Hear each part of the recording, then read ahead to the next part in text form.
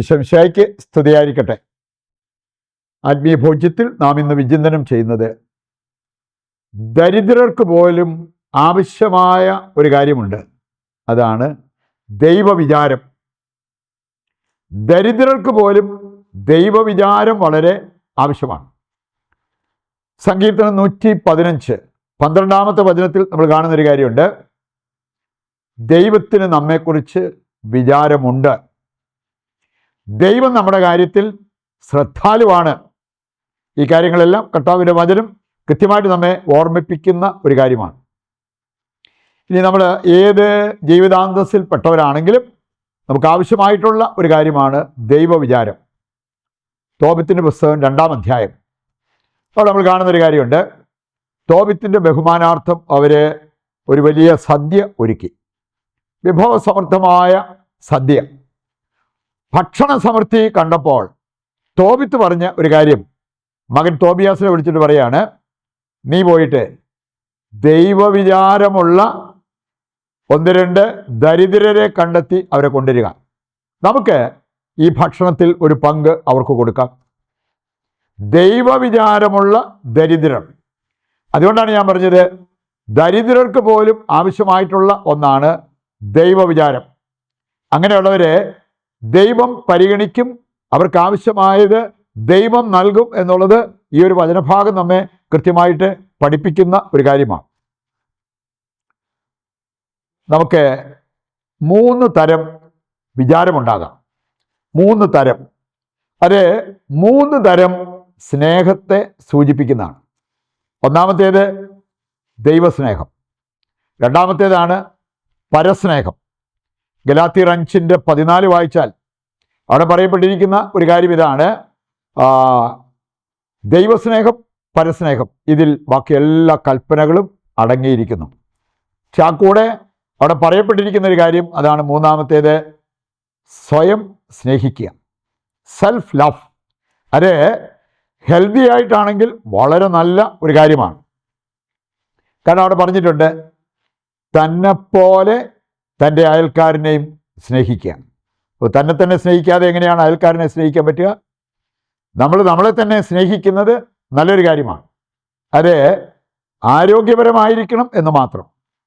വിശുദ്ധ അഗസ്തീനോസ് അദ്ദേഹം പഠിപ്പിച്ച ഒരു കാര്യമുണ്ട്, ഈ ദൈവത്തെ മറന്ന് സ്വയം സ്നേഹിക്കുന്നത് അത് അഹങ്കാരമാണ്. അതുപോലെ തന്നെ സ്വയം മറന്ന് ദൈവത്തെ സ്നേഹിക്കുന്നത് അത് എളിമയുടെ ഒരു സൂചനയാണ്. അതുകൊണ്ടാണ് ഞാൻ പറഞ്ഞത് ആരോഗ്യപരമായ ഒരു സ്നേഹം നമുക്ക് നമ്മോട് തന്നെ ഉണ്ടാകണം എന്നുള്ളത് ഈ വചനഭാഗം നമ്മെ ഓർമ്മിപ്പിക്കുകയാണ്. രണ്ടാമതായിട്ട് നമ്മൾ ചിന്തിക്കുന്നത് ദൈവം നമ്മെ എത്രമാത്രം കരുതുന്നു എന്നതിന് ഇഷ്ടം പോലെ തെളിവുകൾ ബൈബിളിലുണ്ട്. ദൈവം നമ്മെ കരുതുന്ന ഒരു ദൈവമാണ്. വെറുതെ അവിടെ ദൈവത്തിന് നമ്മെക്കുറിച്ച് വിചാരമുണ്ട് എന്ന് മാത്രം പറഞ്ഞിരിക്കുകയല്ല, വിചാരമോ ഉണ്ട് എന്നുള്ളത് തെളിയിക്കുന്ന ഇഷ്ടംപോലെ വചനങ്ങളുണ്ട്. നമുക്ക് കാണാൻ സാധിക്കും, പ്രപഞ്ചം സൃഷ്ടിച്ചതിന് ശേഷമാണ് മനുഷ്യനെ ദൈവം സൃഷ്ടിച്ചത്. എന്ന് പറഞ്ഞാൽ അവനാവശ്യമായിട്ടുള്ള കാര്യങ്ങളെല്ലാം ആദ്യം ക്രമീകരിച്ചിട്ടാണ് മനുഷ്യനെ സൃഷ്ടിക്കുന്നതായിട്ട് നമ്മൾ ഈ സൃഷ്ടികർമ്മത്തിൽ കാണുന്ന ഒരു കാര്യമാണ്. യോഹന്നാൻ 3:16 എടുത്താൽ അവിടെ പറയപ്പെട്ടിരിക്കുന്നത് തൻ്റെ ഏകജാതനെ ദൈവം നൽകാൻ തിരുമനസ്സായി. ആർക്ക് വേണ്ടി? മനുഷ്യകുലത്തിന് വേണ്ടി. അവനിൽ വിശ്വസിക്കുന്ന ഒരാൾ പോലും നഷ്ടപ്പെടാതിരിക്കാൻ. അതിനുവേണ്ടിയാണ് മനുഷ്യകുലത്തിൻ്റെ രക്ഷയ്ക്ക് വേണ്ടി തൻ്റെ ഏകജാതനെ പോലും നൽകുവാൻ ദൈവം തിരുവുള്ളമായി എന്ന് ഈ വചനഭാഗത്ത് പറഞ്ഞിരിക്കുന്നത്. ജെറമിയായുടെ പുസ്തകം 31:3 വായിച്ചാൽ, എനിക്ക് നിങ്ങളോടുള്ള സ്നേഹം അനന്തമാണ്, വിശ്വസ്തത അചഞ്ചലവും. മനുഷ്യകുലത്തോടുള്ള, ഇസ്രായേൽ ജനത്തോടുള്ള ദൈവത്തിൻ്റെ കരുതലല്ലേ അവിടെ പ്രകടമാകുക. ജെറമിയ 3:12-22 വായിച്ചാൽ അവിടെയും ദൈവത്തിൻ്റെ കരുതൽ കാണാൻ പറ്റും. നിനക്ക് തെറ്റുപറ്റിയോ? നീ അവിശ്വസ്തതയിലേക്ക് വഴുതി വീണോ? അനുദപിച്ച് തിരിച്ചു വരിക. എൻ്റെ പക്കലേക്ക് തിരിച്ചു വന്നാൽ നിന്റെ അവിശ്വസ്തത ഞാൻ പരിഹരിക്കാം എന്ന് ഈ വചനഭാഗം നമ്മെ ഓർമ്മിപ്പിക്കാം. യേശുവിലേക്ക് നോക്കിയാലോ, യേശു നമ്മെ എത്രമാത്രം കരുതുന്നു എന്ന് തെളിയിക്കുന്ന പല സംഭവങ്ങൾ നമുക്ക് കാണാൻ പറ്റും. 2 കൊരിന്തോസ് 5:21 നമ്മുടെ പാപങ്ങൾ അവൻ സ്വന്തം ശരീരത്തിൽ ഏറ്റെടുത്തു വഹിച്ചു. ഗലാത്യർ 3:13 വായിച്ചാൽ നമ്മുടെ ശാപങ്ങൾ അവൻ ഏറ്റെടുത്തിട്ട് നമ്മളെ സ്വതന്ത്രരാക്കി. ഗലാത്യർ 3:13 നമ്മൾ കാണുന്നത് ആ ഒരു കാര്യമാണ്. സാത്താനെ കീഴ്പ്പെടുത്തി, മരണത്തെ കീഴ്പ്പെടുത്തി, ലോകത്തെ കീഴ്പ്പെടുത്തി മനുഷ്യകുലത്തെ രക്ഷിച്ച ഒരു വ്യക്തിയായിട്ട് യേശുവിനെ കാണാൻ സാധിക്കും. പല വചനഭാഗങ്ങളും ഈ ഒരു യാഥാർത്ഥ്യം നമ്മളെ പഠിപ്പിക്കുന്നത് കാണാൻ പറ്റും. മനുഷ്യകുലത്തോടുള്ള ദൈവത്തിൻ്റെ സ്നേഹത്തിൻ്റെ മറ്റൊരു തെളിവാണ് വിശുദ്ധ കുർബാന കർത്താവ് സ്ഥാപിച്ചത്. ലോകാവസാനം വരെ തൻ്റെ സാന്നിധ്യം നമ്മുടെ കൂടെ ശക്തമായി ഉണ്ടായിരിക്കേണ്ടതിന്. യോഹന്നാൻ 17 വായിക്കുമ്പോൾ യേശുവിൻ്റെ പുരോഹിത പ്രാർത്ഥന, അവിടെ നമുക്ക് വേണ്ടി പ്രാർത്ഥിക്കുന്ന യേശുവിനെ കാണാൻ പറ്റും. പിതാവേ, നാം ഒന്നായിരിക്കുന്നത് പോലെ ഇവരൊന്നായിരിക്കേണ്ടതിന് ഞാൻ അവർക്ക് വേണ്ടി പ്രാർത്ഥിക്കുന്നു എന്ന് പറഞ്ഞു. അവസാനമായിട്ട് നമ്മൾ ചിന്തിക്കേണ്ട, തിരിച്ചറിയേണ്ട ഒരു കാര്യം, നമുക്ക് വേണ്ടതുപോലെ ദൈവവിചാരമുണ്ടോ? ഇത്രമാത്രം ദൈവത്തിന് നമ്മെക്കുറിച്ച് വിചാരമുണ്ട്. അതനുസരിച്ച് നമുക്ക് ദൈവത്തെക്കുറിച്ച് വിചാരമുണ്ടോ? മനസ്സിലാക്കിയിരിക്കുന്നത് വളരെ നല്ലതാണ്. സുഭാഷിതങ്ങൾ 3:6 പറഞ്ഞിട്ടുണ്ട്, നിന്റെ എല്ലാ പ്രവൃത്തികളും ദൈവവിചാരത്തോടെ ആയിരിക്കട്ടെ. പ്രാർത്ഥനയുള്ളവർ ചെയ്യുന്ന അതാണ്, എല്ലാ പ്രവൃത്തികളും ദൈവവിചാരത്തോടെ ചെയ്യും. ഹോസിയ 11 നമ്മൾ കാണുന്നുണ്ട്, ഈ ദൈവവിചാരം നഷ്ടപ്പെട്ടവരെ കുറിച്ച് കർത്താവ് പറയാണ്, നന്ദി കെട്ട ജനം. ദൈവം ഇത്രയും നമ്മളെക്കുറിച്ച് വിചാരമുള്ള വ്യക്തിയായിട്ട് ആ ദൈവത്തെക്കുറിച്ച് വിചാരമില്ലാതെ വരുമ്പോൾ നന്ദി കെട്ട ജനമായി മാറും. ഹോസിയ 4:1 വായിച്ചാൽ ദൈവത്തിൻ്റെ ഒരു ആരോപണം അവിടെ നമുക്ക് കാണാൻ പറ്റും.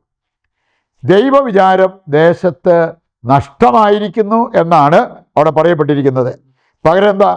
അവിശ്വസ്തത, ആണയിടൽ, വഞ്ചന, കൊലപാതകം, ഇതൊക്കെയാണ് ദേശത്ത് നിറഞ്ഞു നിൽക്കുക, ദൈവവിചാരം നഷ്ടപ്പെട്ടതുകൊണ്ട്.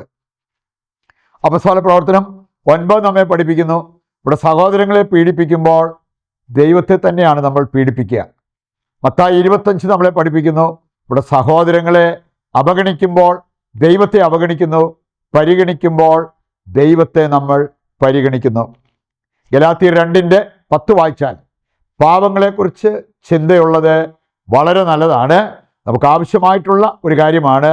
അങ്ങനെയുള്ളവർ അനാവിം, ഗോഡ് ഓഫ് ദ പുവർ, പാവങ്ങളുടെ ദൈവത്തെ സ്നേഹിക്കുന്ന വ്യക്തികളായിട്ട് മാറുന്നു. അവർക്കതിൻ്റെ പ്രതിഫലം ഉറപ്പായിട്ടും ലഭിച്ചിരിക്കും. ഈ ഒരു യാഥാർത്ഥ്യം മനസ്സിലാക്കി ജീവിക്കുവാൻ വേണ്ട കൃപയ്ക്കായി പ്രതിഷ്ഠാ ജപത്തിൽ പങ്കുചേർന്ന് നമുക്ക് പ്രാർത്ഥിക്കാം. ദൈവത്തിൻ്റെ വചനം ഹൃദയത്തിലേക്ക് ഏറ്റെടുത്തവരാണ് നമ്മൾ. ദിവ്യകാരുണ്യത്തിൻ്റെ ആശീർവാദത്തിനായിട്ട് നമ്മൾ പ്രാർത്ഥിച്ചൊരുങ്ങുന്നു. നിങ്ങളുടെ പ്രത്യേക നിയോഗങ്ങളെല്ലാം ഈ അൾത്താരയിൽ സമർപ്പിച്ച് ദൈവത്തിൻ്റെ അനുഗ്രഹത്തിനായിട്ട് യാചിക്കുക. നമ്മുടെ പ്രാർത്ഥനാ നിയോഗങ്ങൾ കർത്താവ് കൈക്കൊള്ളുന്നു എന്ന വിശ്വാസത്തോടെ ദൈവത്തെ സ്തുതിച്ചുകൊണ്ട് ദിവ്യകാരുണ്യത്തിൻ്റെ ആശീർവാദം നമുക്കിപ്പോൾ സ്വീകരിക്കാം. യേശുവേ നന്ദി, ഹല്ലേലൂയ. യേശുവേ ആരാധന, യേശുവേ നന്ദി, യേശുവേ സ്തുതി.